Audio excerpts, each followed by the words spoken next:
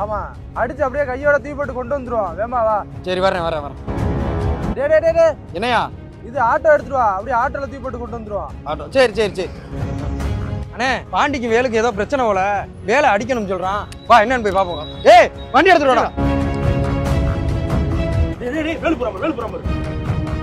டேய் ஆமா வண்டி ஓரங்கட்டு.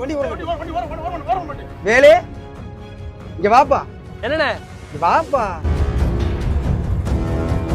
என்னண்ணே உள்ள வாப்பா. இல்லண்ணே நான் நடந்து போய்க்கிறேண்ணே. உள்ள வாடா.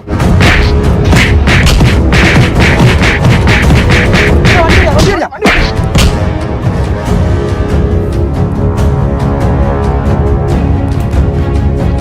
போமா எங்க வேலை அடிக்க.